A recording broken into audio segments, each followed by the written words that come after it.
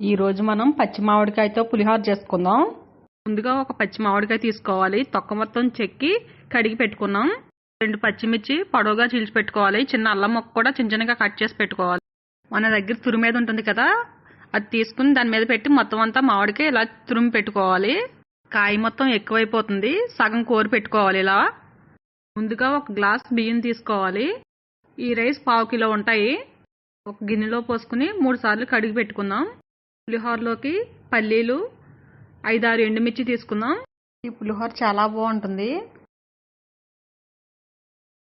ఆవాలు, పచ్చిశనగపప్పు, మినపప్పు, కరివేపాకు, కావాలనుకుంటే జీడిపప్పు కూడా వేసుకోవచ్చు. వాటర్ పోసి ఇలా బియ్యంని 3 సార్లు కడిగి పెట్టుకోవాలి. ఇప్పుడు కుక్కర్లో 2 గ్లాసులు వాటర్ పోసి 3 విజిల్స్ వచ్చేంత వరకు ఉడికించుకుందాం. రైస్ ఉడికిపోయింది.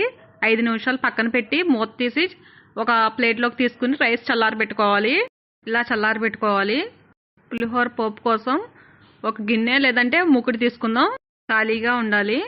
5 స్పూన్ల వరకు ఆయిల్ పోసుకుందాం. ఆయిల్ వేడెక్కాక కట్ చేసి పెట్టుకున్న అల్లం ముక్కలు, పొడవుగా చీల్చుకున్న పచ్చిమిర్చి, కొన్ని ఆవాలు, పచ్చిశనగపప్పు, వేరుశనగ గింజలు మధ్య మధ్యలో గరిటెతో పోపు కదుపుకుంటూ ఉండాలి.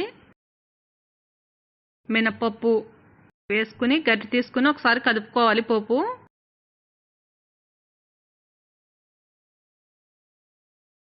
ఎండుమిర్చి మధ్యలో కట్ చేసి వేసుకున్నాను. ఇలా కాయలా అయినా వేసుకోవచ్చు. కడిగి పెట్టుకున్న కరివేపాకు, ఒకసారి మొత్తం అంతా గరిటెతో కదుపుకుందాం. 1 స్పూన్ వరకు పసుపు, మొత్తం అంతా ఒకసారి గరిటెతో బాగా కదుపుకోవాలి. ఈ పోపు కోరి పక్కన పెట్టుకున్న మామిడికాయ గుజ్జు, సగం మామిడికాయ గుజ్జు సరిపోతుంది. మనం చేసుకునే రైస్ని బట్టి ఈ మామిడికాయ గుజ్జు యాడ్ చేసుకోవాలి. తగినంత సాల్ట్ వేసుకుందాం. ఉప్పు మొత్తం కలిసేలాగా ఒకసారి బాగా కలుపుకోవాలి. రైస్ ఉడికించేటప్పుడు ఉప్పు వేసుకుని ఉడికించుకుంటే కనుక చూసి తగ్గించి వేసుకోవాలి. ఉప్పు ముందుగా కడిగి కట్ చేసి పెట్టుకున్న కొత్తిమీర కొంచెం వేసుకుందాం.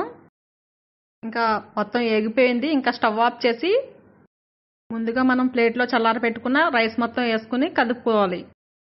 ఈ మిశ్రమం మొత్తం రైస్కి పట్టేలాగా గరిటెతో మొత్తం అంతా కదుపుకోవాలి. ఈ గుజ్జు మొత్తం అడుగు నుంచి కలిసేలాగా ఇలా గరిటెతో మొత్తం అంతా బాగా కదుపుకుందాం.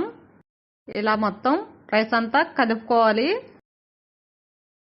ఇప్పుడు కొంచెం కొత్తిమీర వేసుకుందాం. రాబోయేది సమ్మరే కాబట్టి మనకు మామిడికాయలు ఫుల్గా దొరుకుతాయి. ఇప్పుడు ఒక ప్లేట్లోకి తీసుకుందాం.